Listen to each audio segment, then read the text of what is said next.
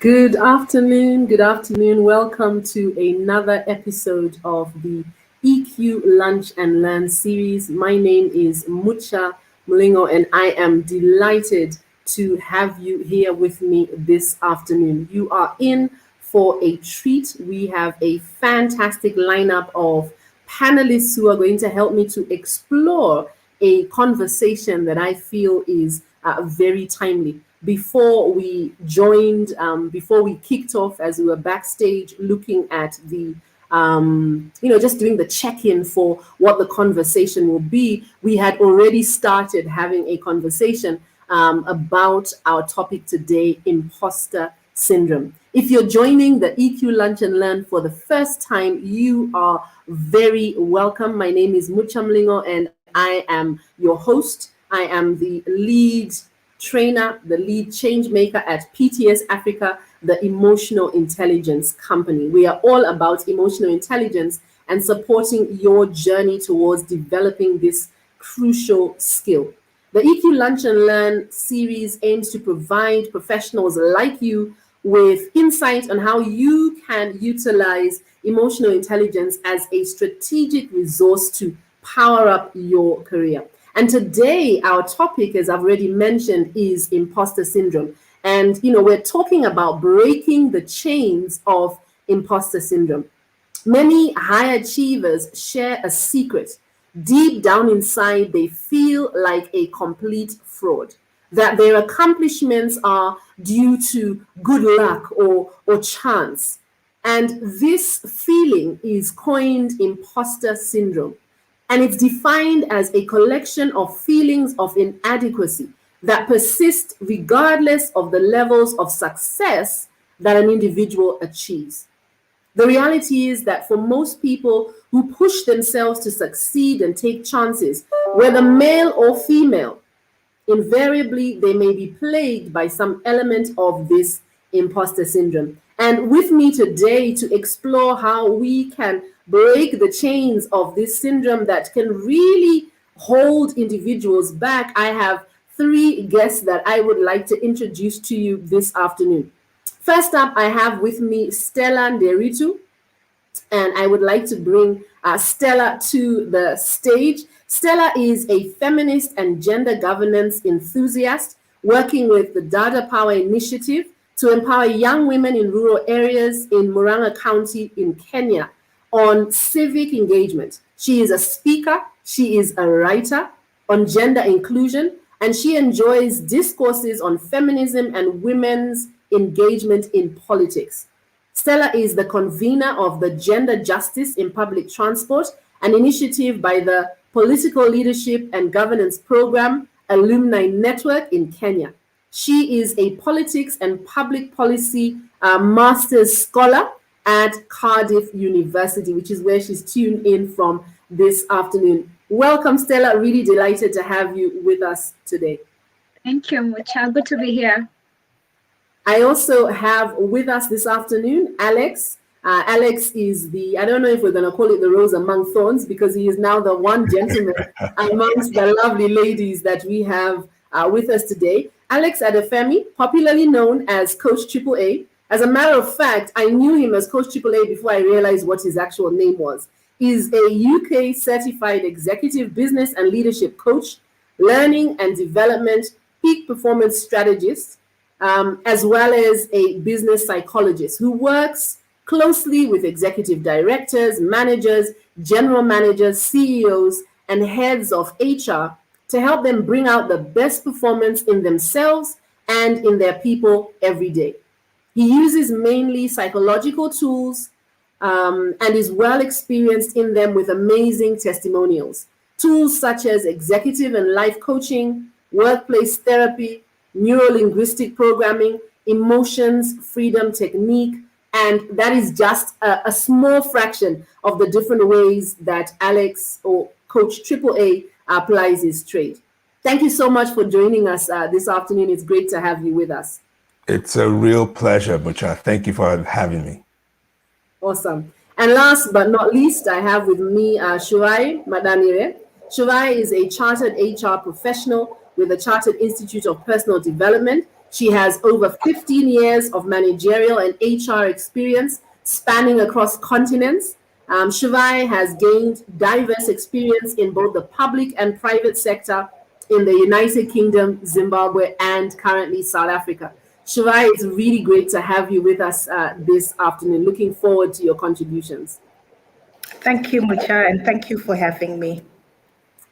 Awesome. So I'd like us to dive right in. And for the benefit of those of you who are with us for the first time, wherever you are tuned in from, please do share any comments, questions that you may have. We will come to an official Q&A section, but we're not so formal here. So we will tap into any questions or comments you have, even if they come before the dedicated section. So if you're joining us for the first time, give us a shout out in the comments. Tell us where you're tuned in from.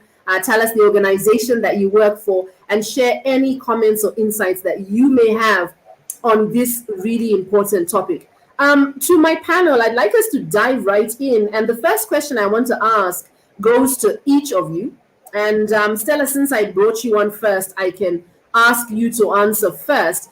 Is imposter syndrome a real thing? Or is this just another one of those things that we as Africans believe are part of some Western culture? Is it for real? Oh, it's so real. It's as real as they come. Yeah, it's not an African thing. No, it's something experienced by, I think, most people around the world. So yeah, it's a real thing experience, and I think it doesn't stop. You just need to learn how to face it and deal with it. But yeah, it's very real. Yeah. Thank you very much. Shirai, what are your thoughts? Is this something that is real? Is it something theoretical? I mean, you are an HR practitioner, so you can share your insights, not just from maybe your experience, but as an individual, but also your work and how you've interacted with very many individuals as an HR practitioner. So agreeing with Stella here, yes, it is very real. And, you know, I like your comment, Mucha, around whether it's real within the African context. And I think we need to unpack that, because imposter syndrome has a misconception that it's a mental illness, which it is not. Because there's a misconception that imposter syndrome is linked to depression, some kind of mental health problems. But, you know, we need to debunk that. It's not a mental health issue. And then when we then draw back to our own African context, there's a real stigma around mental health. And I think because of that association with mental health, that's why it's something that people don't discuss openly within an African context, because of the perception that people have that it's linked to mental health. But yes, it does exist, and no, it is not a mental health problem. And I think it's something that we really need to start to talk about within the African context. So I like that question from that perspective. I think we need to unpack it from an African perspective. Fantastic. So that's my view. Yeah, fantastic. Thank you very much, Shuvai. Coach AAA, what are your thoughts just along the same lines? Is this something that's real? Do you agree with Stella and Shuvai that this is something that's real? And you know, you can also add your thoughts on, you know, from an African perspective, you know, where does it fit in? Well, I totally agree with the ladies and what they've said, because mental health is, I mean, sorry, Shuvai mentioned mental health and my mind just went to mental health. But really, it's imposter syndrome, it's more or less an emotional response to a mental perspective that you have of yourself. So we will talk deeply about that as we go along. But the fact that whether it's African or not, it's, yeah, you know, as Africans, sometimes we think that we are built to be, you know, we are built to be more powerful than any other race. Yeah, we're Black and we're proud that we're strong and all that stuff. I do all the mantra and all that stuff, but let's be realistic. Let's be realistic. We are human, and because you're human, it is human to have imposter syndrome. It is a human issue, right? It's not even a problem. I would even call it a problem. It's an issue. And if you do not even deal with any form of imposter syndrome at any point in time, then I'm scared of you. Literally, yeah. I'm really scared. I'm not scared for you. I'm scared of you. If you don't have any imposter syndrome at the point, it means that you think that you're so powerful. We all doubt ourselves at different times in our lives, you know. So if you've never doubted yourself, that means you have some level of confidence that is beyond confidence. It's something else. But I wouldn't want to go into that. But that's my opinion of having imposter syndrome as Africans. It is as long as you're human, you have to deal with it. Yeah. I really like that point that you've just made, that it is actually something that all human beings deal with or should be able to navigate. And I really like the comment that you made, that it is an emotional response to a mental perception. And I want to just stay with you a little and ask you to unpack that for us, Alex. It is an emotional response to a mental perception. Can you just unpack that a little? Allow me to go off script and ask you to unpack that. But before you do, Coach, let me just give a shout out to all those who are tuned in. Daniel, great to have you here. Sophie, Karimi, you're also very welcome. Joseph, we see you. Violet, great to have you here. Jose Maria, Karibu Sana, great to have you here as well. Jacqueline, great to have you here. Jacqueline's giving you a shout out. Stella, Violet, your first time here, you are very welcome. Thanks for tuning in, and I know that it will not be the last time that you join us. So back to you, Coach. Can you just unpack this idea that it is an emotional response to a mental perception? I love that phrase.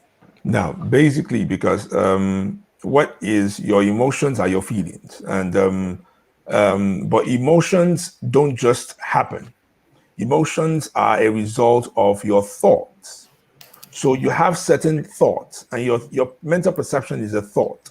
You have certain thoughts in your mind about yourself. So you're in a situation where you find yourself, let's say you just got a promotion, right?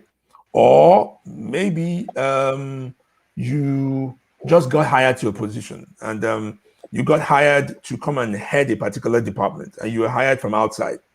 And you know, maybe where you were not the boss. Someone just saw potential in you and wanted a person from an outsider to come in and lead the team. And the team is looking at you like, first of all, you're not part of us. Secondly, you know you've never led this kind of position before.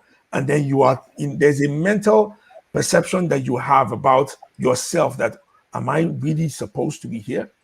Or another classic example that you find a lot of times is for the ladies, where they find themselves in a boardroom of top boardroom of top men, and they're the only lady, and they're looking at themselves like, okay, pinch me. Am I really supposed to be here right now? So at that time, there's fear, there's worry, there's anxiety, there's all that stuff that's happening to you. It's part of your imposter syndrome dealing with you at that moment.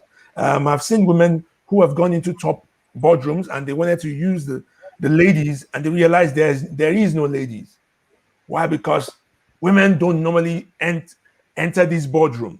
Women don't normally get there. So you find those are the things that keeps reinforcing the thought in their mind that, nah, you're not supposed to be here. Nah, this is not made for you. These top big men are here. How can you, small girl, be among this place and then be talking when they are talking? We'll unpack that as we go along. I don't want to unleash all the things that we had in plan, but that's what I mean by that's what I want to have to be repeating myself. That's what I mean by the emotional response to a mental perception. Okay. Yeah, I love that. Stella Shuvai, again, any thoughts on what Coach has just said? This idea that imposter syndrome is an emotional response to a mental perception. And you know, what if I ask you as women in leadership yourselves, what causes those mental perceptions, right? What is it that contributes to those mental perceptions that then trigger that emotional response of feeling inadequate or feeling as though you don't really belong there, or feeling as though, okay, any minute now someone's going to catch out that I have no idea what I'm doing? Yeah. What contributes? I think Just drawing on my personal experience, I think that the fundamental issue here is that you as an individual have full access to yourself internally and externally. So you understand your strengths, your weaknesses, your fears, and everything that triggers you. But everybody else around you is putting on this very polished persona, and you almost feel like everybody has it in control except for me. But what you see is that external view that people give of themselves, and you don't have access to what's going on inside of that person. So I think that's one of the things, because you know yourself. So the insecurity comes from you know exactly who you are, and everybody else looks so composed and so much in control, and you don't. So I think that's where the perception comes from, because everybody else around you looks so much in control. Secondly, I think one of the things that I've come to realize is that everybody experiences imposter. Even Einstein experienced imposter syndrome in some extent, if you look at some of his writings. So everybody feels exactly the same way as you do. So it's just that lack of awareness that you're not alone. And naturally as women, we beat ourselves up more. We expect a lot more from ourselves. And then there are a lot of other dynamics that cause us, to feel so inadequate. So I think that is what creates that perception. Fantastic. Stella, I can see you nodding along, smiling. I just wanted to say that our attitudes and our perceptions are a sum total of our experiences in life. It doesn't mean that it just has to be physical events. It's also the messaging in our minds, in the surroundings that we have. I was just reading a book here called The Extended Mind, and it's just about what's your environment? What do you do in your day? Do you go for a walk? And what do you think as you go for the walk? What's on your walls? Are there messages that tell you that you can make it, that exert confidence in you, or do they take away confidence from you? The people surrounding you, do they remind you that you're great, or do they make you feel like you're inadequate, like you're not good enough? And so as you go along life, you begin to take in or consume information that makes you stronger or weaker. And at the workplace for young women, which is something I really, really like to talk about, it's mostly about that. Are you perceived of as somebody who is confident enough, who can speak for issues in your organization, or are you shown that you really cannot do it? And if that's the case, outside your life, do you have mentors who actually speak life into you, who tell you that you can do it? And then, of course, we'll talk about this as we go on, Mucha, but then the era of digital platforms is another platform for you to sell yourself. Do you use that to write messages about you? Do you put out your work there? Because that also would give you confidence and amplify your efforts and your work. And that means that your experiences are not just confined to your workplace. That means that you can build your expertise around the other platforms that you have. So it's really about so many experiences, but then most importantly, about the messaging that you consume every single day of your life. And Kanye is coming, is shared a comment that is very much aligned to what you've said, Stella, and what you also mentioned, Shuvai, that sometimes the organizational culture can enhance imposter syndrome when you're expected to respond or act in a particular way. So, what you're saying is what surrounds you can actually make it so much worse than it needs to be. Just quickly going to the comments being shared here, I think this is a topic that is dear to very many people's hearts because we have a lot of engagement. Daniel says, thank you, AAA, for reminding me that imposter syndrome is normal. Hillary, thanks for the wonderful conversation. Hillary, it's great to have you with us. Thank you very much for tuning in. Sophie says, it's only when a boss of mine sat me down and explained, that's when I got it.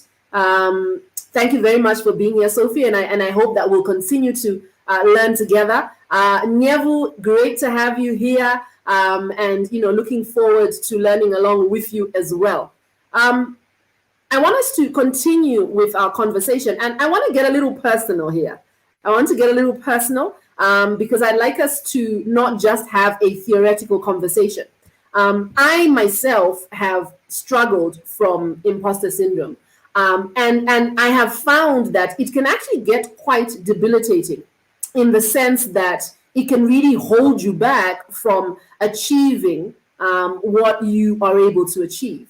I have found myself in many instances engaging with customers, and at the back of my mind, feeling as though any minute now they're going to figure out that I don't know as much as I think I know, or perhaps engaging with customers where, or engaging in a forum where, you know, I'm being asked questions and I'm second guessing myself, and I'm thinking that, you know, maybe I shouldn't be the one here, or I'm invited to a forum and I'm wondering, okay, why are they inviting me? And I am a coach. I am an emotional intelligence coach, right? And yet I suffer from traces of this. And I know we've already said that this is something that is normal. And I think Alex said that if you've never suffered from it, he'd be concerned. But I want us to get personal. What have been your experiences, and how has imposter syndrome impacted you? Alex, I want to start with you as the gentleman, because I think you bring an interesting perspective, because we've been talking about this a lot and commenting on how, as women, we are impacted. So over to you, Alex. All right. So I think I will start by saying I have dealt with, I am dealing with, I will deal with imposter syndrome, because it's part of life. It's part of what I have to deal with. I have books that I have not released because of imposter syndrome. I have courses I did not finish creating because of imposter syndrome. I have jobs that I didn't charge enough because of imposter syndrome. So it is part of what I had to deal with every time. It's like I said, it's human, literally. So I will still have to face it at different times, because you will grow, right? And every time you grow, you have to face that annoying demon called imposter syndrome again, because he will come again and just whisper in your ears. And you know, he doesn't say it very loudly. This little tiny demon called imposter syndrome just comes quietly in your ear and says, Stella, are you sure? Are you sure you should be doing this? Are you sure this will work? Are you sure you're good enough for this? And then it's a seed. It just drops that seed in your heart, and then it just spreads like a virus. And before you know it, it incapacitates you, and then you begin to feel inadequate. You don't feel it's not good enough. I mean, I've done jobs. I'm quite a creative person, and I've done some creative work. And I went to, and I think, oh, this is fantastic. And I go to bed, and I come back the next morning, and I look at it, and I'm like, what did you do? How did you create this nonsense? I mean, how will this ever work? You know, so it's something that you deal with, and you always have to face.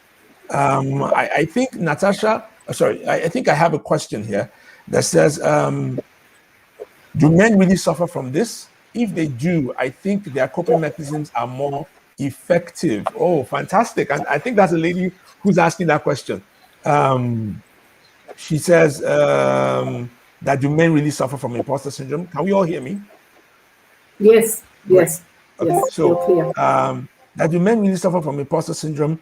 If they do, their coping mechanisms are more effective. I don't necessarily think so. So Mucha was saying something earlier about when you walk into a room, and then you find that different people who are there, and when they are in that room, you yourself, you're looking at yourself like, oh my God. So maybe it's people that you probably respect, that you know, and you're in the room with them, and you're like, oh my God, they will find out that they'll soon find out that I'm not good enough, or that I'm not at the level at which they are. But I have found out that, and I've worked with, coached, consulted for, and also been mentored by people who I respect, who are top levels around Africa and around the world. And one thing I find out a lot of times is that by the time you start talking and you start conversations with them, you realize that you know a lot of things they don't know. You're smarter than them in a lot of ways. They are learning from you because they say, oh, I didn't know that. You say something and say, oh, I didn't know that. I'll give you a classic example. My father, for instance, he's a broadcaster.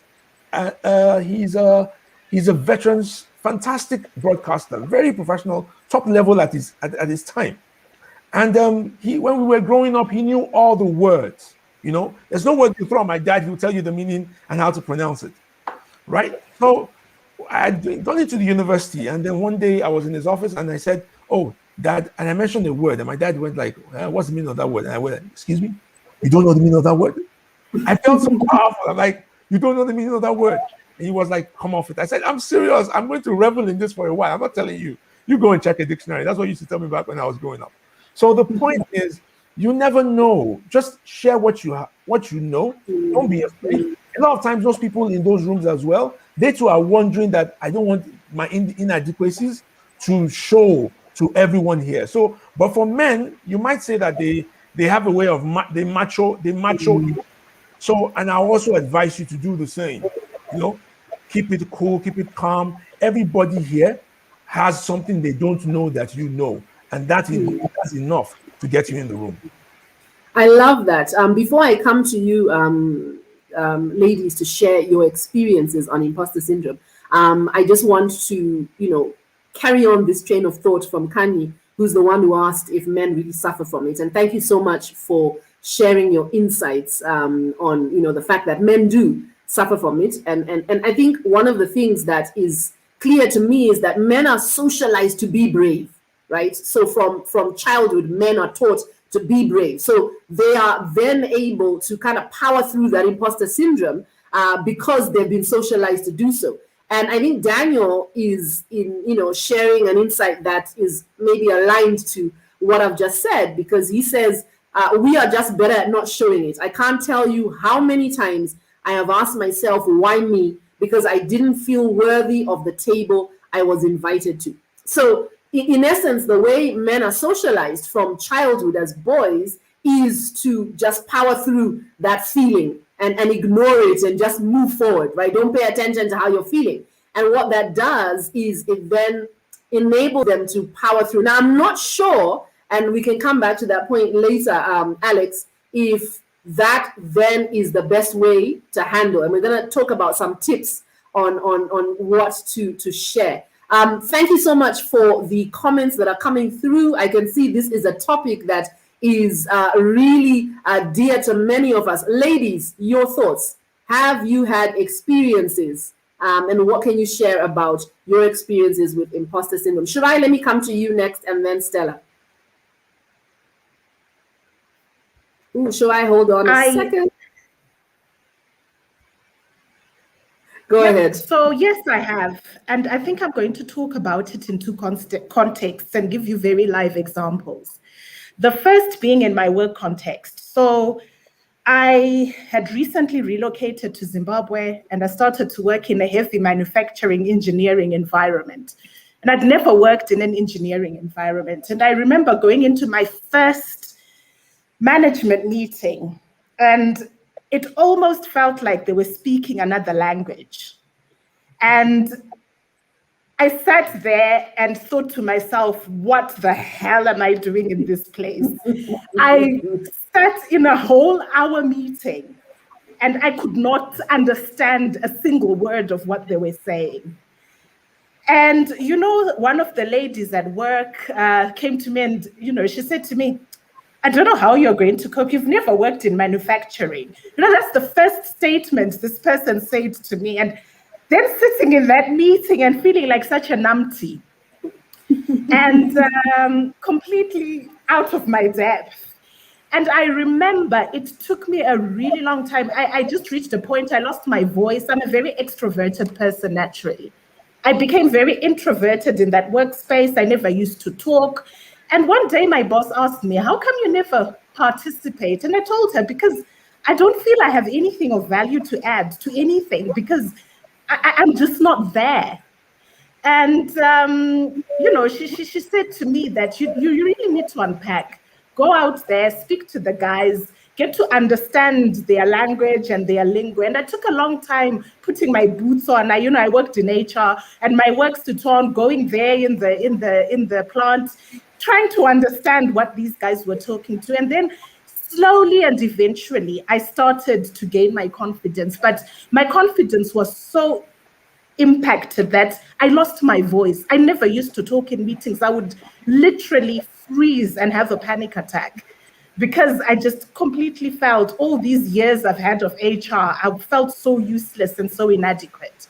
So that's one live example that I've had. And a part of it from me, I think it was the culture of the company I worked for. You know, there are very high expectations of people. I didn't want to look dull. I didn't want to look stupid because everybody else looked like they knew what they were doing. So it was a really hard lesson for me. And then from a personal perspective, because sometimes we talk about imposter syndrome from a work perspective, but you can also experience it as a parent, or I'm the eldest child in my family. And to be honest with you, in comparison to my siblings, I'm such a train smash. I think I make mistakes through life. And you know, when I do have my achievements as a sibling and being the oldest, because, you know, as an oldest child, as the firstborn, there is this real high expectation that you lead by example, you don't make mistakes. But I'm just a train smash. I just waltz through life. God knows how I manage. And sometimes I'm even scared to tell my family of my achievements because I feel like such a fraud. I feel so inadequate because I have very highly accomplished siblings who from where I'm sitting always seem to be a step ahead of me. So I also experience it from a personal and family life perspective. And, you know, I've read that firstborns actually face imposter syndrome so much more than the second or the third, because you find lastborns are such risk takers and they just get on with life. And firstborns, we always question ourselves because there's this expectation hanging around us. So I have experienced it family-wise and also from a work perspective. Fantastic. Thank you so much for that insight. And you know, I think it's important to note that you know, Shuvai, who is here before us, explaining the fact that she has experienced imposter syndrome both in her work setting and at home, is actually a very accomplished young woman, right? Who heads a division in a very large organization, right? And so that then confirms that this imposter syndrome is something that, if you want to call it, attacks us, or something that affects us, regardless of the different levels of achievement that we've accomplished. Stella, your thoughts. What have your experiences been? Thank you, Mucha. And I see a comment from Betty saying that she's constantly struggling with imposter syndrome, and she was selected to join a panel of top management for a special assignment, and she had to remind herself that she's good at what she does. I'll share about one of my remedies later. So yeah, actually, I haven't shared this. I think since I moved to where I am now. But if anybody knows the Shivning application process, it's quite long.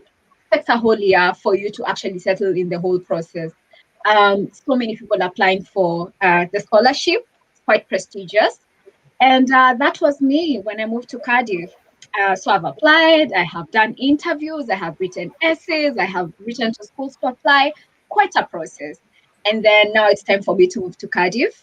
And I get here, I'm trying to settle in, and I just felt like a fraud. I felt like I was not deserving. I felt like, oh my gosh, so why is it me? Maybe somebody, just feeling like I'm not worth the process. And I think it's one of the worst feelings ever. I felt like I wasn't really going to do it. Will I be able to navigate through school? I haven't been to school in a long time, 4 years.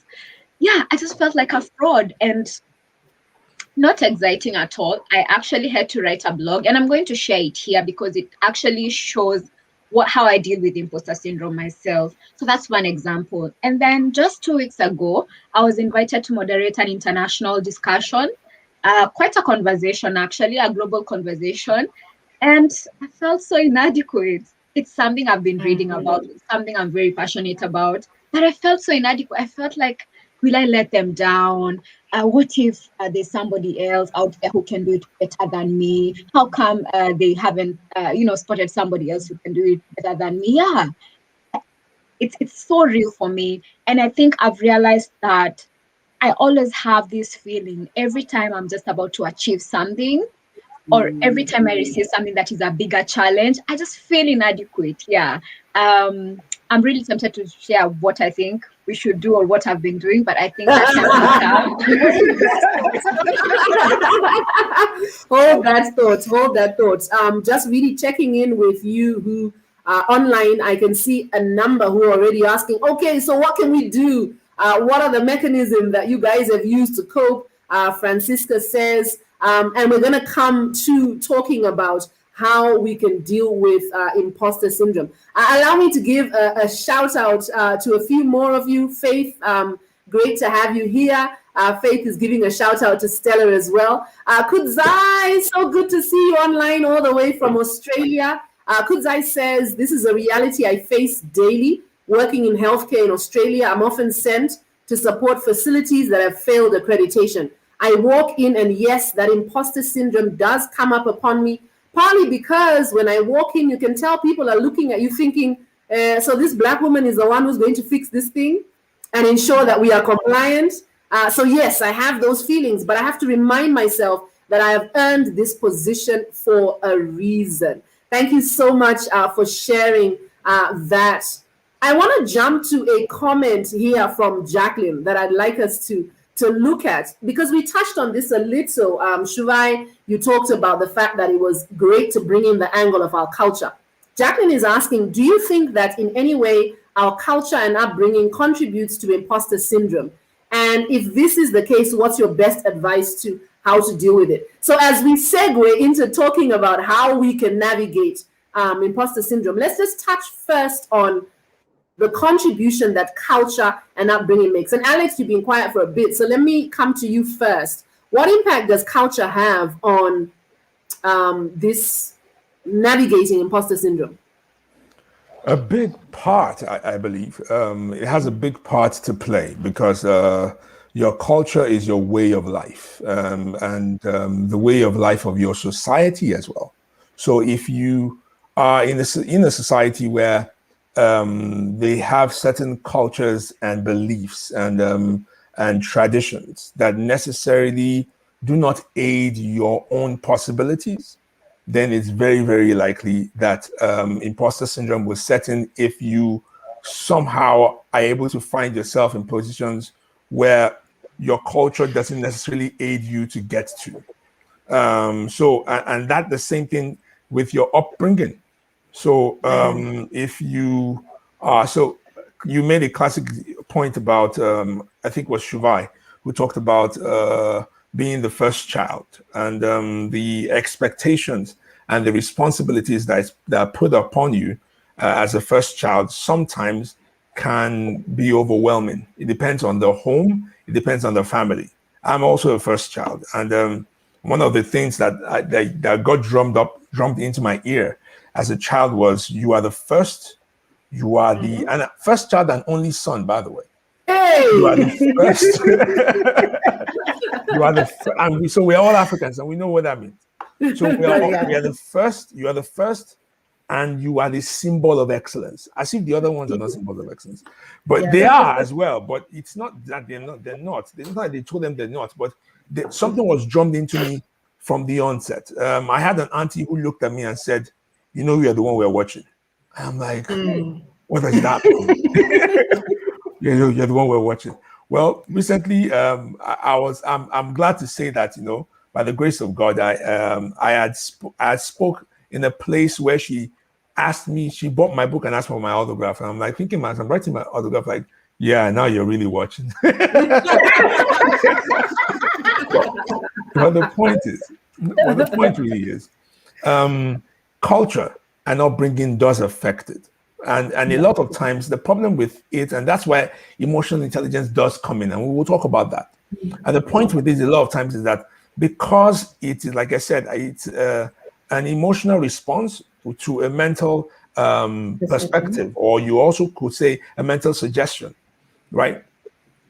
When the emotions overwhelm you, the challenge a lot of times is that we do not know how to be able to deal with it before the emotions of the imposter syndrome overwhelms you and then stops you from being able to perform and deliver results like you ought to deliver results. Imposter syndrome is okay. What is not okay is you allowing imposter syndrome stop you. It is fine to feel inadequate. It's okay. It's human. If you didn't feel it and you felt, even Superman, I'm sure has certain inadequacies about himself, right? He has kryptonite. So when he sees kryptonite, he's scared of kryptonite because it makes him weak. So as powerful, as strong as he is, and handsome and dashing and everything that Superman is, right? He still has those issues he has to face. So it's normal to have, and we even think Superman is not even human. He's an alien, right? So it's totally okay as a human being to have imposter syndrome. But if you do not take charge and put it in check as quick as possible, it then overwhelms you and then takes over you, and it hijacks you emotionally, and then your responses are not adequate enough, and your responses are now beginning to fit the imposter and what he was saying to you in your ear. So now you begin to act as poorly as the imposter is saying that you are. So that's, I'll just leave it at that. Wow, I love that point that you've made. I want to pin that point and just allow Shuvai and Stella to speak to the issue of culture and upbringing. But I really want us to come back to the point you made about how when you listen and fall prey to this imposter, you then begin to act in the way the imposter suggested, because that's what's powerful. But let me come to you, ladies. Your thoughts on upbringing and culture. Shuvai. So I'm going to focus more around upbringing, looking primarily at the African context. And, our parents' way of upbringing, and, rightfully or wrongly so, was always to focus on the things that you are not doing right. So these are the messages that are consistent, within our cultural and our African upbringing. That, I don't remember a time when my parents would say, "Oh, you've actually done a good job anyway," outside of academics, because academics is somewhere that, you are told if you come top of your class, well done. But the focus is predominantly telling you what you have done wrong consistently all the time. And I think it's just their way of trying to reinforce certain behaviors within us. And I think that's where the upbringing matter comes in, because as an African child, you are constantly put in a situation where you always look at the things that you have always done wrong, or things that you can't do, or your own inadequacies, because that's how our parents raised us.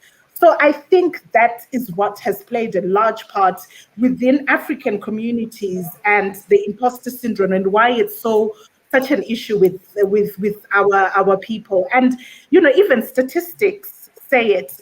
Imposter syndrome is more prevalent in Afro-Caribbeans and Indian people.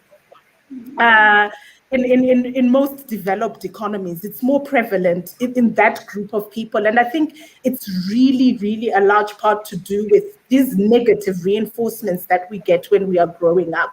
And I think now that we are wiser and better, we really need to take a step back and think about how we raise our children.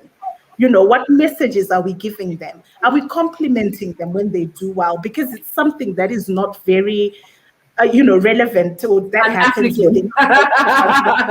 You're an African and you're a bad child. And nothing. So, I think we need to look at it that way. And I really feel passionate about the younger generation and the kids that we are raising, because we really need to stop somewhere and say, let's focus on developing a more rounded African child. I love that. I love that point. If you don't mind, I'd like to just jump in on what Shuvai has said. And because just a second, if you send me seconds, because it's very essential. I realize that if you look at upbringing in Africa, most of the times what you find out is just like Shuvai said, we all go through the hammering down by our parents because they want us to be good enough. You could attribute that to a lot of things, colonialism, and telling us that we need to match up to certain levels of certain people, and for us to be able to stand out in society. Every family wants to have a doctor in their family, have a lawyer in their family, and all that stuff. Now, but at the same time, I look at it on the flip side, then the other side, the Western world. You find out that a lot of times they don't necessarily do the hammering. They do more of the indulging, I will put it as. You find a lot of indulging in their parenting style. And then, so I find that either way, the children still grow up dealing with imposter syndrome, whether they were hammered or they were indulged, right? So I think, first of all, it's the lack of balance in the upbringing that you find. You also find that when I say balance, you also have to realize that you need to let them know. And parents, this conversation is just, and we're bringing it to parenting. This conversation is not just about executives or leaders or business people alone. Even as parents, you need to start helping your children understand that it is okay to deal with imposter syndrome, to feel inadequate. Exactly. It's perfectly human to feel inadequate. And start equipping them to deal with it, because once they know that it is okay, its power becomes it's shrunk to a large extent. And so as parents, so it's not just something that you're going to learn here and just go and take to work or use at in your business. You also have to bring it to your home and also raise your kids, because the earlier they know that, the better for them, and the faster they will grow in life. That's what I just wanted to mention. Sorry, I had to chat. I love that. I love that. That's a great point. Yes, go ahead. You wanted to comment? No, I was just saying that's a great point. I think it starts in the home, because we talk about it from a work context, but it goes such a long way. And for me, I'm a parent. I have a child, second year high school. Homeschooling has given me parenting imposter syndrome, because he brings work to me and I'm like, did I actually go to school? Because I don't understand. I don't know what they're learning, these kids at school right now, because half of it I don't understand. And my son is quite perceptive. When I rush onto Google and try and get the answer and I try to muddle my way through it, and he gives me that look that, Mom, no, this is not just going to work. And then I start to feel inadequate as a parent. I really do start to feel inadequate as a parent. I'm like, okay, so have I really been just fobbing and moving on as I go along as a parent? Because I don't know if any of you have done homeschooling, but it's humbled a lot of us. It really has. It has, 100%. 100%. It's they're learning very different things, and the methodology, right? So sometimes for me, I understand what they are learning, but the methodology makes no sense to me. And you tell your children, when you try and introduce other methods, they tell you, no, that's not what we've been taught. You're wrong. It's yes. Stella, just quickly coming to you on this issue of culture and upbringing before we then really start talking about what are some of the things that we can do in order to help. And Stella, in our private chat, feel free to share the link to your blog post so that we can share it with the participants. But your thoughts on culture / upbringing. Yeah, to be honest, for me, first, I'm the last born, so I like to brag to my sisters that my mom had more experience when she was raising me. And all my life, I just remember that I've always been a confident girl. And one of my best memories is when I was in nursery school, I was doing a solo poem. And I remember actually throughout my primary and high school and nursery, my mom always showing up very early and sitting at the front because she knew I was going to perform something, either a song or, so I grew up very confident. But going back to culture and upbringing, it's not the same in the workplace, in organizations. So you will find people who've been brought up in contexts where the men should speak more and women should not be very opinionated. And this is a very opinionated girl coming into an organization with her opinions and confidence, and I want to be heard, and that really humbled me. I have to say, in my earlier jobs, I had to come to the realization that, wow, somebody can actually silence me. Somebody can actually put me down because it's very uncomfortable with me being a woman. So when we talk about emotional intelligence, it's about coming now to interact with people knowing that this is what you will find. Not everybody will be confident with you. And please understand that sometimes you really have to hold your tears as a woman and have your point heard, make it go through in the most sober, most mature way. Don't show much emotion. Yeah. So I definitely see how culture and upbringing affects how things are done. Yeah. Even if I was brought up as a very confident girl. So you're the baby of the group. I'm also a firstborn, so I can relate to Shirai and Alex on the pressure of being a firstborn. And I think a lot of what our parents did, they did thinking it was the best approach, right? Yes, In yeah, absolutely. in our home, as the firstborn, I was responsible for everything. So anything that went wrong was my fault, regardless of whether I was involved in it or not. And I think that puts a lot of pressure on you, right? And I know that it really did put pressure on me. I want us to shift a little, and for those of you who are online with us, a shout out again. Just want to read some of the comments that are coming through as we segue into talking about what we can do about it, because I think we've explored the topic and given a good background. I'd like us to spend some time talking about what we can do about it and how emotional intelligence can help. But before I do this, let me just come to some comments. Kevin, you're welcome. I think imposter syndrome is an innate reminder of how great we are. It's an awakening point. I think it triggers our abilities to push beyond our physical limitations that are self-created. It says impulsive, but I think Kevin means imposter. And I love that comment, right? One of the things I'm always saying is this idea that emotions are data. It is insight, and it's what we do with that data that matters. Jose Maria says that it took me a while to figure out that imposter syndrome has held me back. I have missed key opportunities. So he's just really highlighting the fact that men do suffer from this as well. We have someone on LinkedIn who says that they're loving the conversation and they can't wait to hear what they can do about it. And so we're looking forward to having that conversation. Francisco is asking, okay, so what mechanisms can we use to cope? I see a comment here from someone on LinkedIn. Earlier, Alex, you talked about the idea that everyone has something they know that someone else may not know. So we can, just remind ourselves of that. I think I had already shared, or you highlighted, one of you highlighted this comment from Betsy about how she has experienced this herself. Nyevu is agreeing with you, Shirai, that even in a family setting, imposter syndrome is real. It's real. It's something that we suffer from.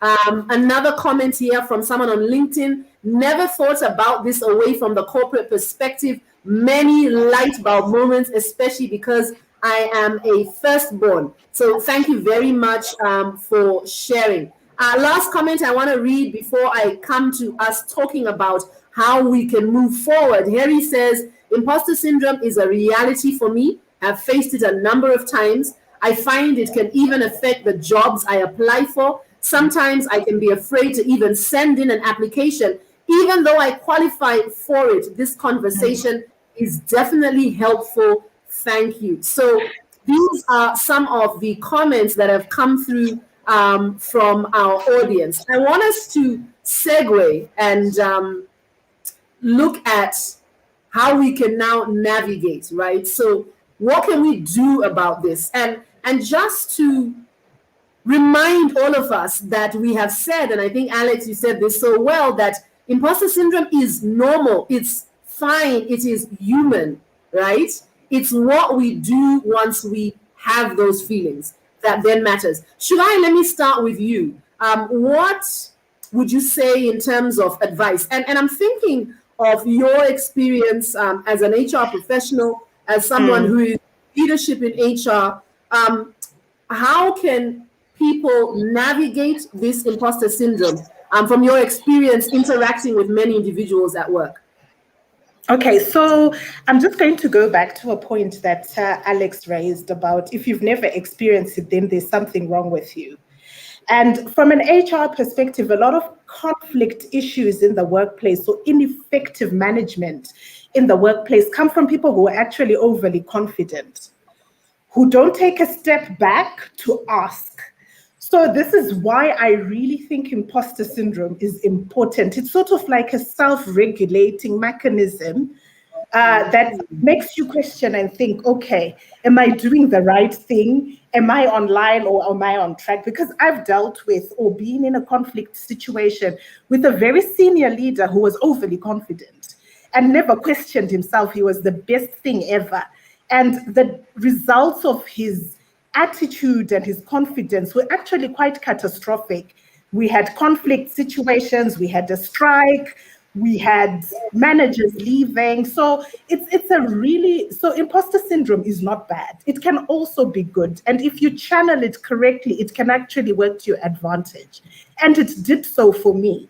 So going back to the experience I was explaining to you, working with engineers and not understanding, I took a step back and really introspected and said to myself, this is actually a learning opportunity for me, because within imposter syndrome comes a real growth opportunity. And this is what is important to me. So I took a step back and said, what do I need to learn in order to become a more effective leader in this context? And I learned a lot. I went out, like I had said, and I learned. So I think it's important to look at it that way. Why are you feeling like that? Seek the perspective, pause and reflect and really think about the reason behind why you're feeling the way that you're feeling. And once you're able to unpack that, then you can address it more effectively. And to be honest with you, after having done that, I became a much more effective leader and a really active member of the plant management team. So it's really important. One of the things that really become an Achilles heel for me personally is the fact that I'm a perfectionist. So if you're a perfectionist with imposter syndrome, things just don't happen. And I have taught myself that it is okay to be good. Good is good enough. Things don't have to be perfect all the time. So that is the key lesson that I have learned. And, going back to the message that you always send, Muchai, your podcasts and everything, EQ is all about unpacking your emotions and having a bit of self-awareness. So I think it's important that you step back and really unpack those feelings, unpack those emotions, try and find the root cause, and then deal with it that way. So me personally, that's how I've dealt with it. Just take a step back and understand why I am feeling that way. And it's okay to ask. If you don't know, just ask. I love that. And I think that this is the same thing that Daniel was saying here. In my imposter syndrome moments, I reflect on where the feeling comes from. Do I need to increase my competence, improve my perspective, or get over that moment of fear? Daniel, I really love that comment that you've shared. Stella, let me come to you. What advice can you give? Stella, I would love your perspective as a young woman, right? So speaking to those young people out there, who perhaps haven't quite achieved all the career goals that they would like to achieve. So maybe they don't have the validation of having that corner office or having that title. So perhaps are more prone to listen to that little voice that's telling them that, okay, yeah, who are you to contribute to a management conversation? You have no title, you have no office. So I want you to speak to that young person and give them some advice on how they can navigate, this emotional response that can ultimately either, support them to greatness or hold them back from achieving. Yeah.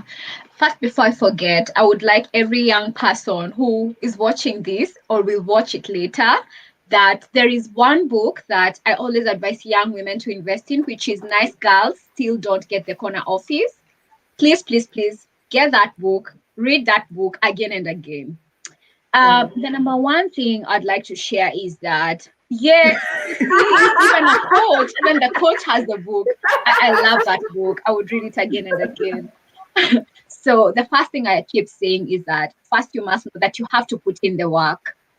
And succeeding and excelling means that you have to read.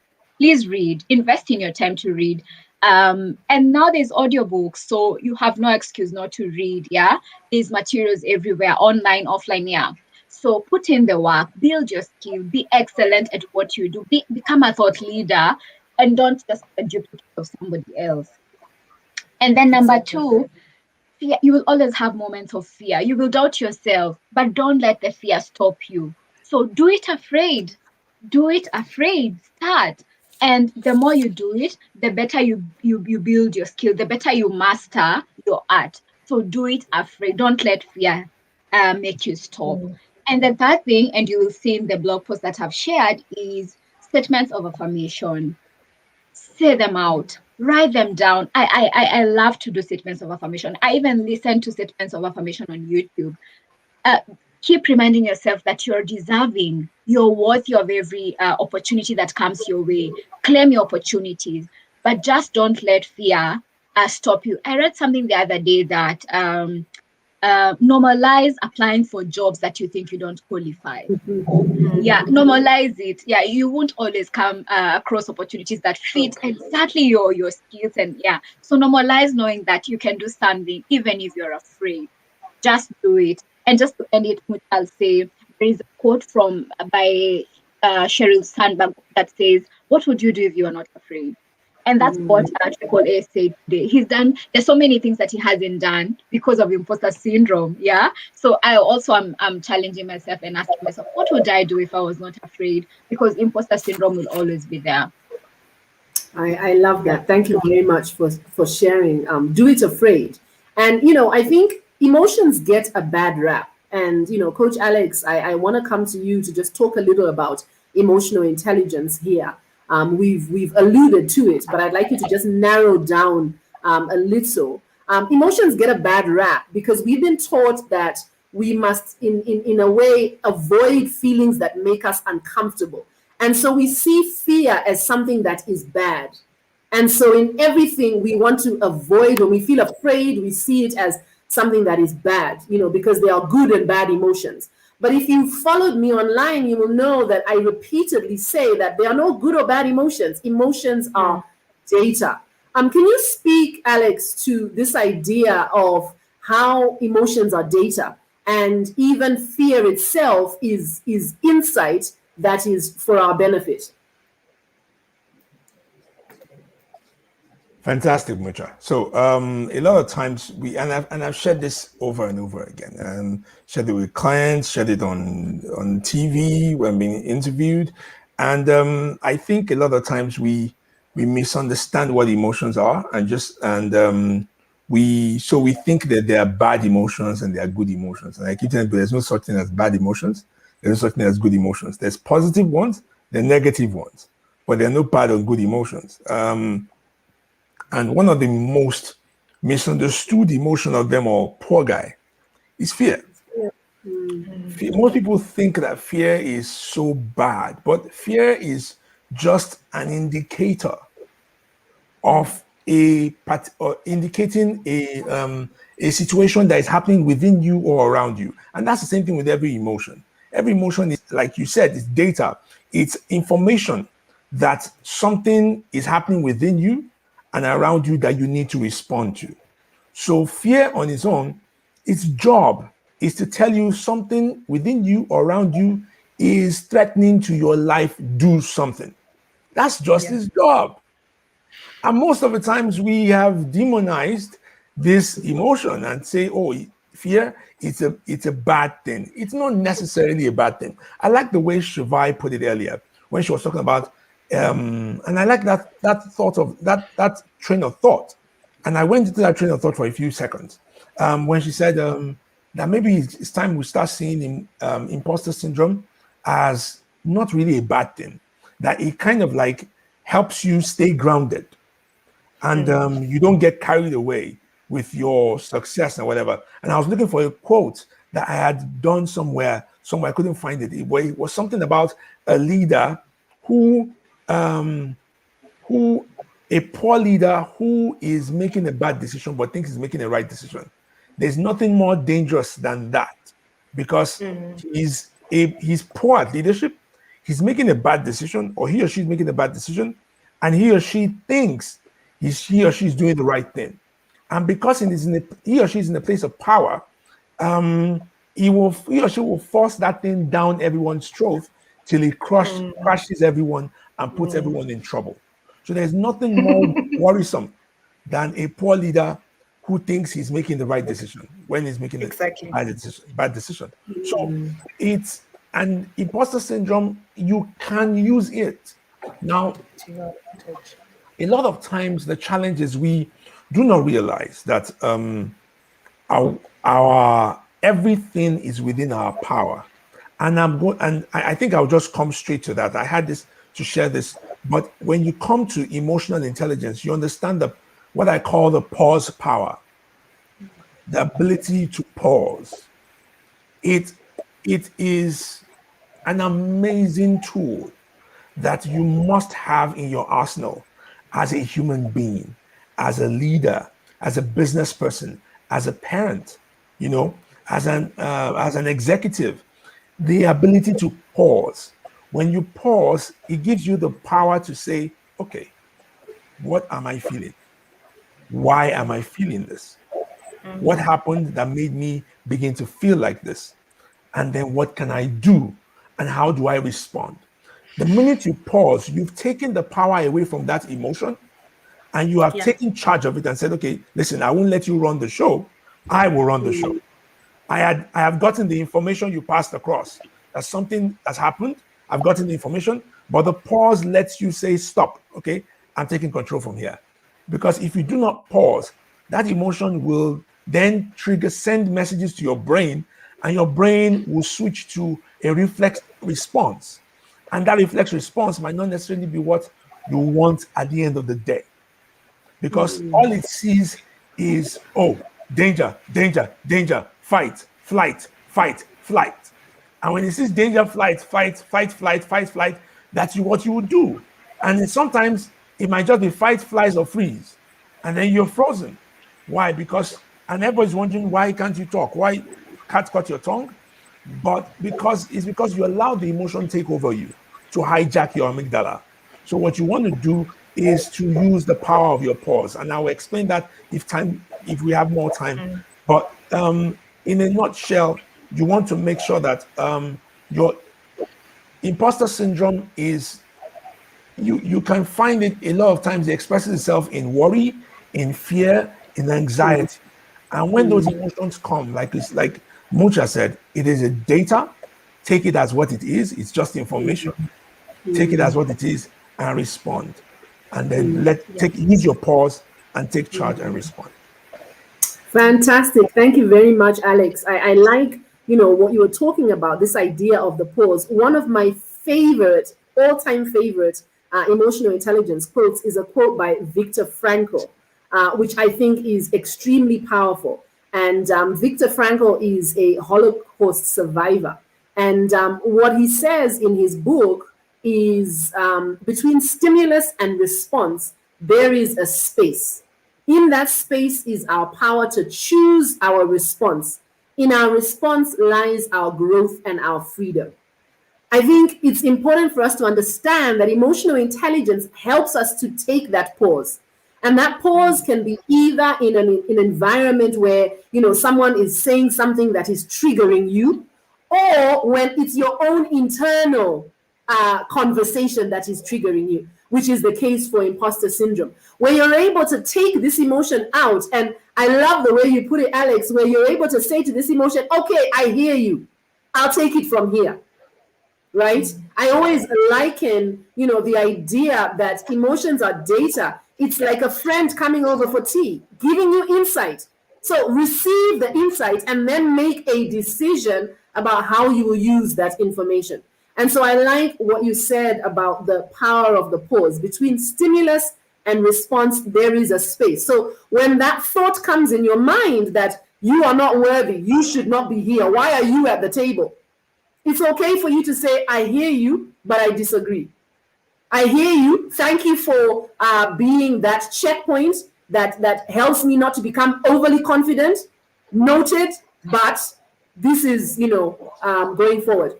There's a comment that was made by someone who was talking about the idea that, they have allowed, imposter syndrome has caused them not to, step out for opportunities. Just last week, I completed an application for a grant that I technically do not qualify for. And I did it intentionally, right? It's to your earlier point, Stella. I did it intentionally because I looked at the requirements and I thought, you know what have I got to lose? I'm just going to apply anyway. The worst that can happen is it will be a no, which is the same if I don't try. And the best that can happen is it could be a yes, right? Because perhaps not enough people who do meet all the requirements will apply.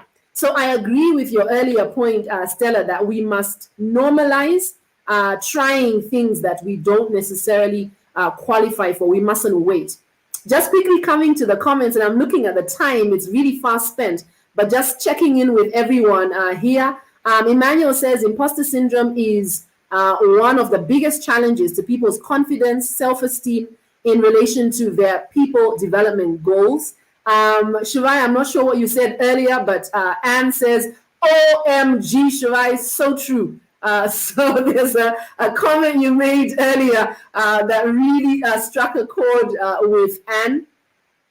There's a question here from someone on LinkedIn. And, if you do have your questions that we haven't answered yet, please do share them now as we are in the kind of official Q&A section. Any thoughts on the impact on a person's mental health? So earlier, Shirai, you talked about the fact that, imposter syndrome isn't a mental health, it's not a mental health, it's not something that's mental health related. I can't quite think of how you phrased it. But now the question is, how does it impact someone's mental health? So let me start with you, Shirai, since you brought up this issue of mental health, but we can get comments then from the other panelists as well.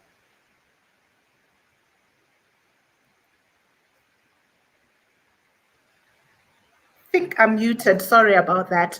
I'm going to draw on my personal experience yet again.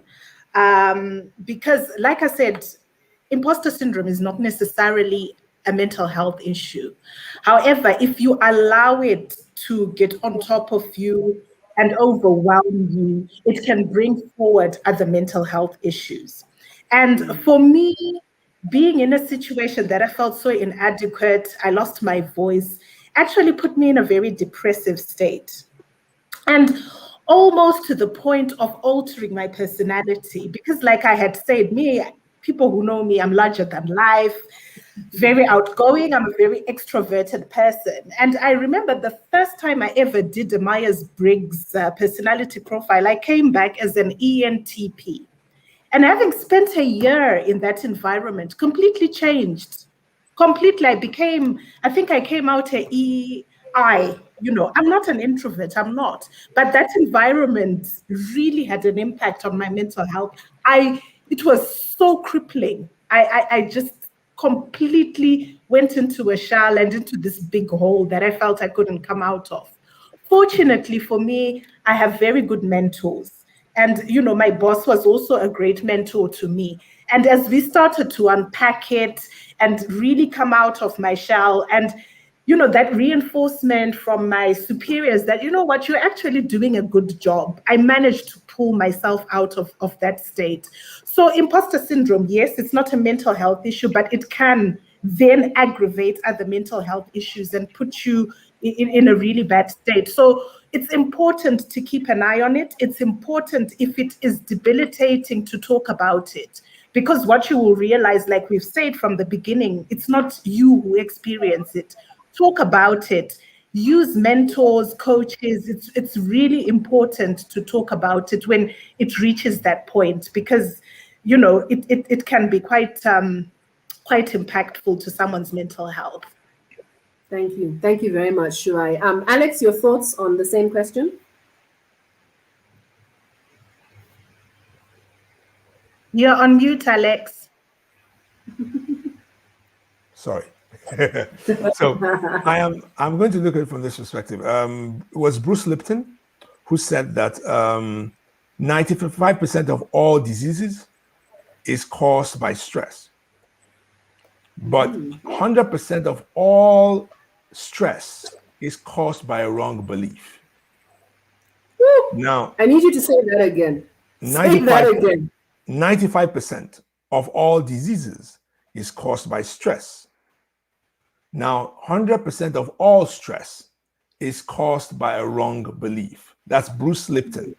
Now, what that means, if you unpack it really, is that at the end of the day, any disease that you find, most of the diseases that you find, is because you are consistently putting yourself in a stressful position, stressful situation, or a stressful state.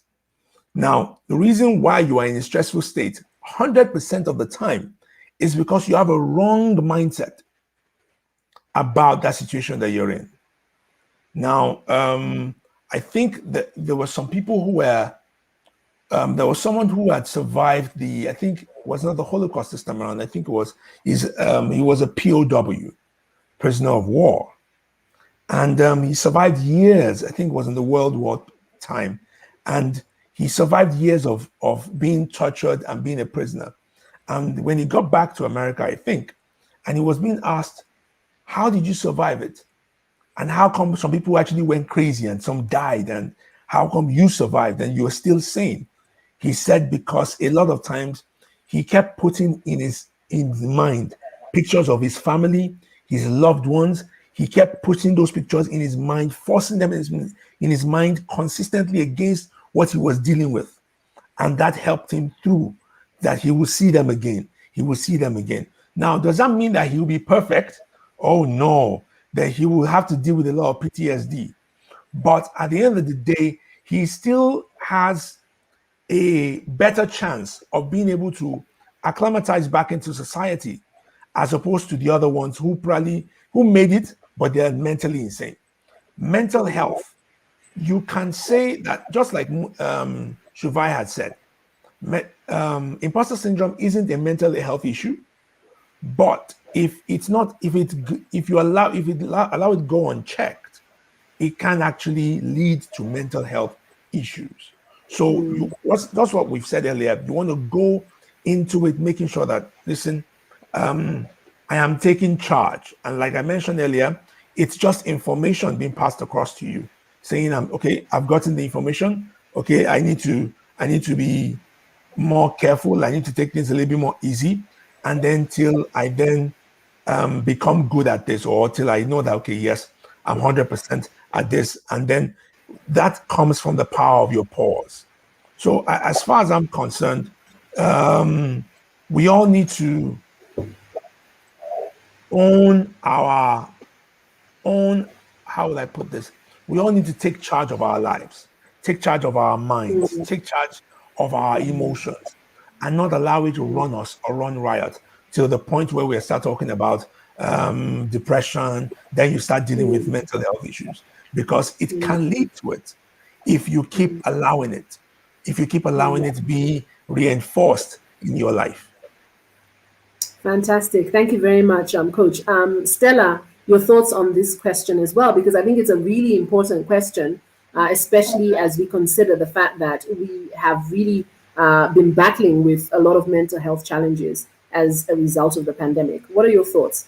Yeah, I'm actually just thinking about the effects of imposter syndrome, especially if you give in to fear. We've seen so many people who've joined the call today say that I've missed opportunities because of imposter syndrome. And I think when you give into that fear that you have when you're experiencing imposter syndrome, it makes you not take up opportunities that are actually meant for you. And that makes you beat yourself so much and go into depression. So again, yeah. And for me, when I look at mental health, I keep saying that it's honestly more than a personal conversation. At the workplace, employers need to talk about mental health. They need to facilitate a good environment for workers to work without mental health issues. So again, it needs a support base for people to be able to also overcome imposter syndrome, from family to the workplace to learning institutions and all. Yeah, so that we avoid mental health issues.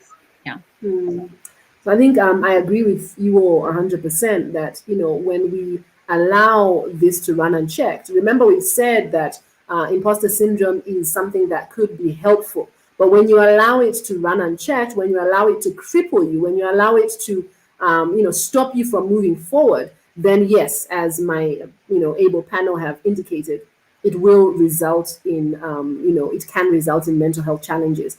I'm looking at the time. I cannot believe that an hour and a half is pretty much done. And what I want to do before, as we start wrapping up, is I want you to think about your parting shot as each of you as a panelist. And in your parting shot, I want us to get practical. So what I'd like you to do is each of you and I'm going to give you some time to think about this, which is why I'm announcing it early, to think about your number one tip, like your top tip that you would give for someone who is really struggling with this imposter syndrome right now. So what is your parting shot? What one tip, something practical that someone can actually go away from this call and do right now, do today, that will help them to navigate imposter syndrome? So I will come to you to hear your tip. For those of you who have been with us, it really has been a delight to have you online. I hope I have gotten to all your questions and comments. If I've missed any, I do apologize. It was not intentional.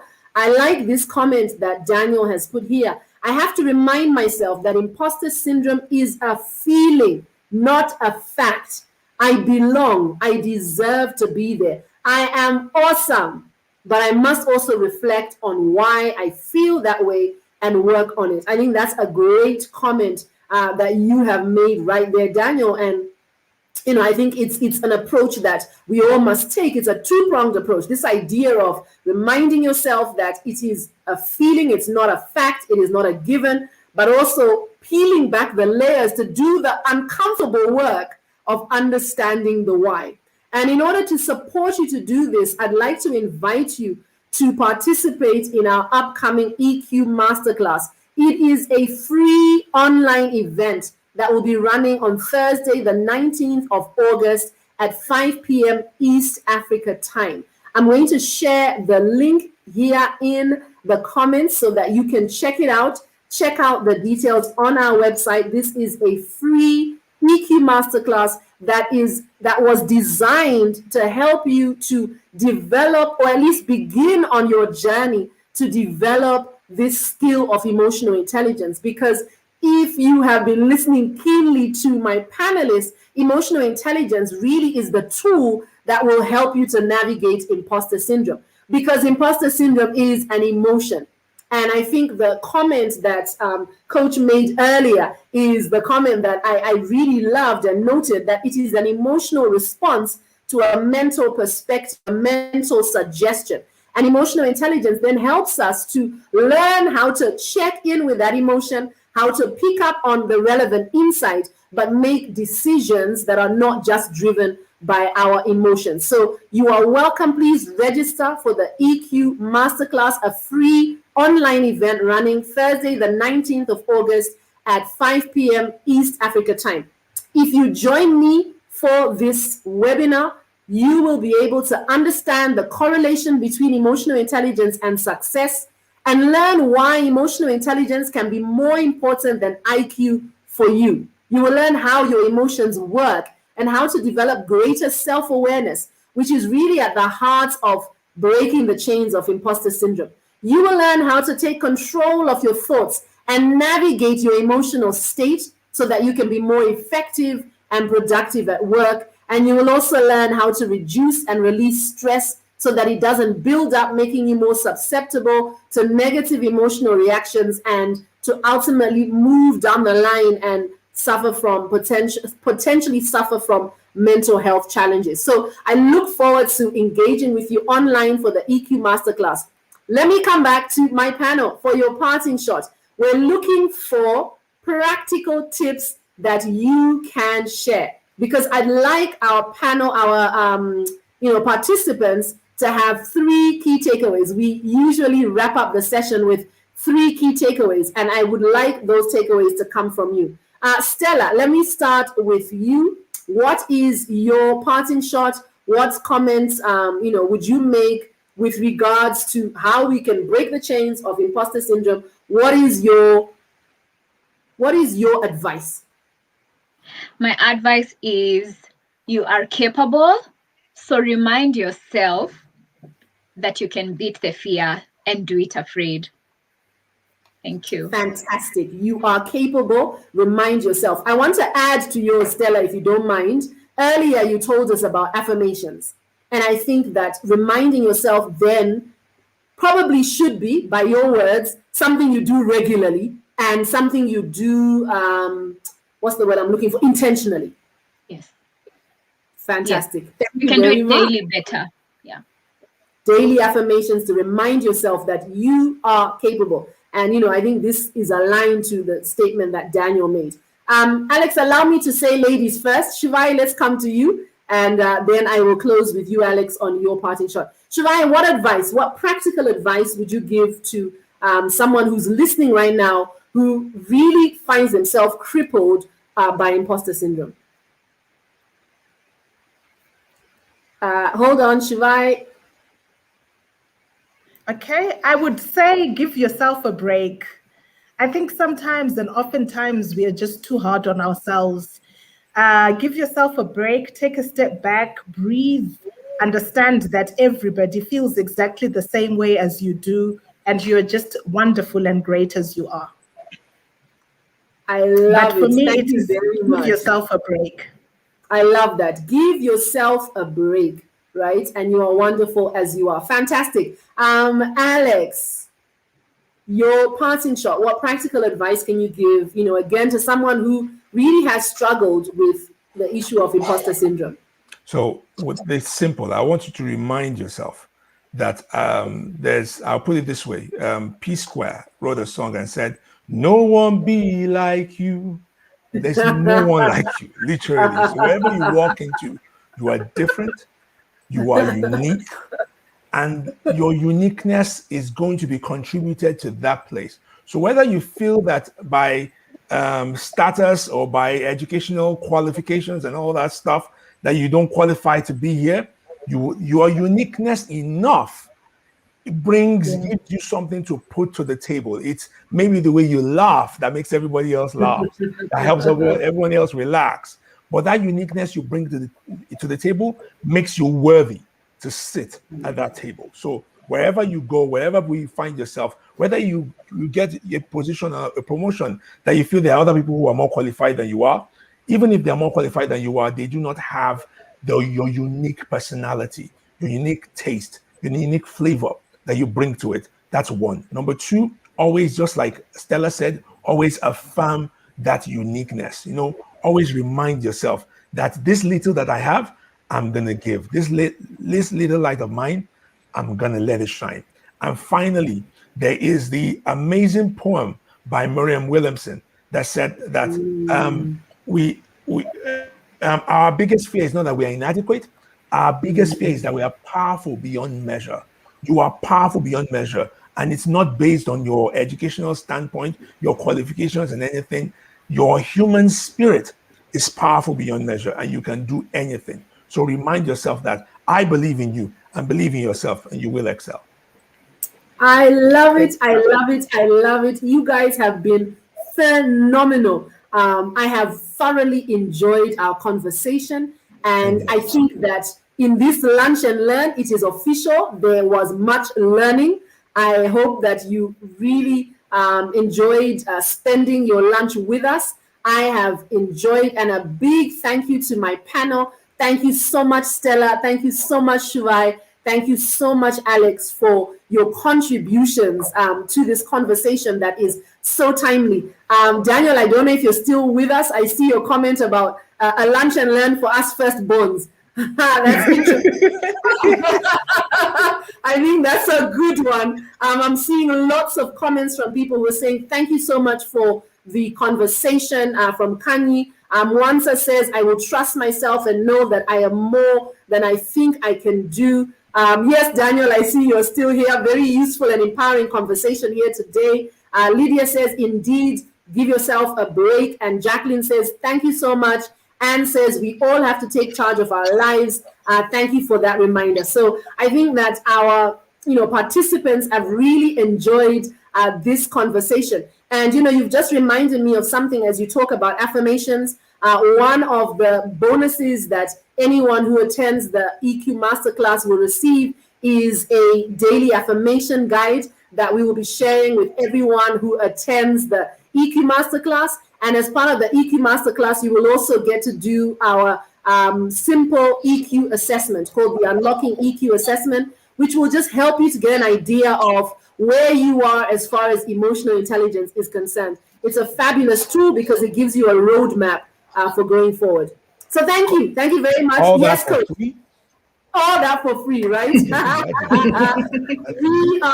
are, for us, we are on a mission. We are on a mission to transform this continent, and we know that it can be done through emotional intelligence. So thank you so much for being here with me. Allow me to release our panelists. As I mentioned, thank you, Stella. Really enjoyed your insights. Thank you, Shivai. You have been phenomenal. And thank you, Coach, for really contributing to this conversation about imposter syndrome. I almost feel like we need a part 2 because somehow we did not exhaust all of it. But thank you very much, and goodbye to you all. Thank you. Thank you very much. Bye. Thank you. There you have it. We've come to the end of our Lunch and Learn for today. My apologies. We have run 3 minutes over time, but thank you very much to all of you who have been with us. Mark, it's great to see. I'm glad that you found the discussion helpful. Emily, best lunch date of 2021. Great session. We are all unique. I love it, Emily. Thank you so much for being with us over lunch today. Please remember, diarize the last Wednesday of every month. We are together here, lunching and learning. You bring the lunch and we will bring the learning. So let me summarize and share with you my key takeaways from our session today. Takeout number 1, as long as you are a human being, you will have to deal with imposter syndrome. It is normal. It is normal. Takeaway number 2, imposter syndrome is an emotional response to a mental perception. At the end of the day, emotions are data. So rather than ignoring, suppressing, have a conversation with yourself to understand the why. Imposter syndrome is an opportunity to step back, unpack the feelings, and ask why you're feeling that way and how you can move forward. Feel the fear and move anyway. Normalize applying for opportunities. Normalize putting yourself in positions where you may feel you do not qualify.